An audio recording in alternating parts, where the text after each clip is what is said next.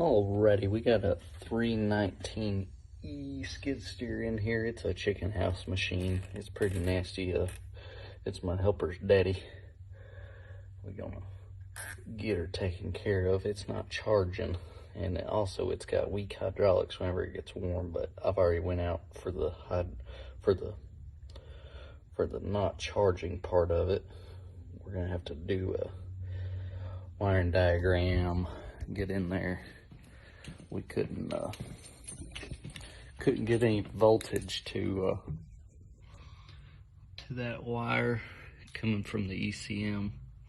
So we're gonna see what we got here, but I'm gonna put y'all on the tripod and I'm gonna get going. I'll call you if you need me.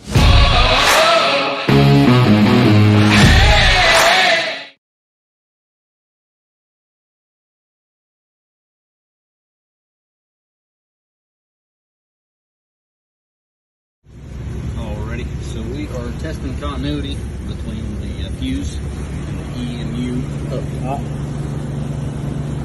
That little guy. I got my wire in there all the way down to the meter, and we got nothing. Even tried the other side, still got nothing. So we have a break between that fuse F2 through the harness and up the back side, possibly up in there or in the cab. But yeah, that's where I've determined that we have a break in the wire and we're up to there. So yeah. Okay, so we are testing from the fuse block on F2 spot number 4 to the C terminal on the main chassis harness. C terminal, yeah, there you go. Alright, so we're good there. We got that. So that means that this harness is good all the way up to that point, and I will have to test inside the cab now. This will be fun. So after doing the test, determined that main harness was good, I actually have a break somewhere between that connector and the EMU of it right there. So we will get the cab down and we'll regroup from there.